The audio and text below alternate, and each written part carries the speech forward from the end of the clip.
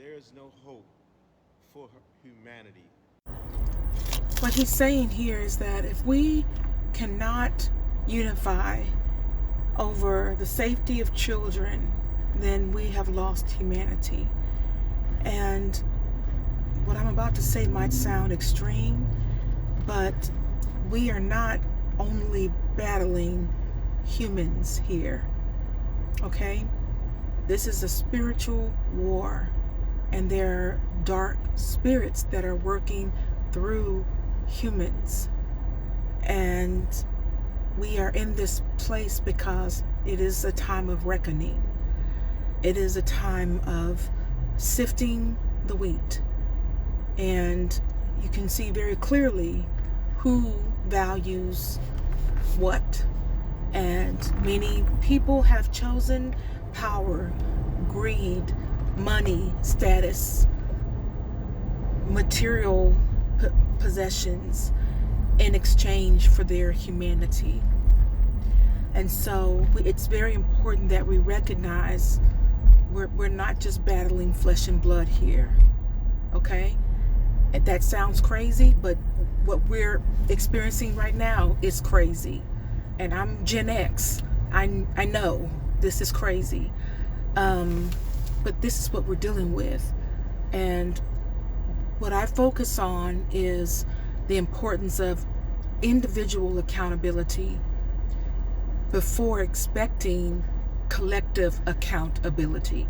So many of us hide behind the group, and we neglect our own accountability and ownership and agency.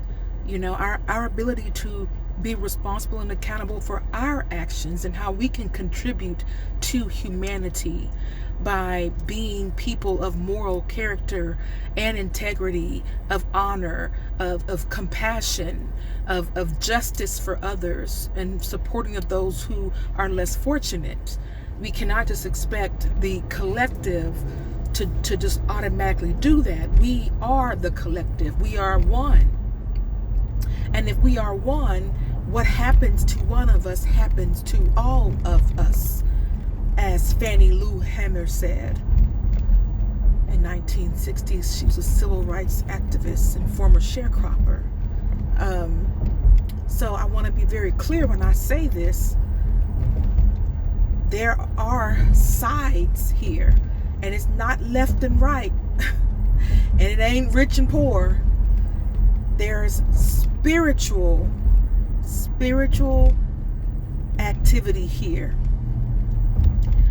But if you've read what's happened in the files, if you've read that, you know that is not human behavior. Okay? The sacrificing of children has been around for millennia. And I won't get into sacrifices. That's another conversation. But the more you require, the larger the sacrifice. I'm just going to say that. And the purest sacrifice, okay?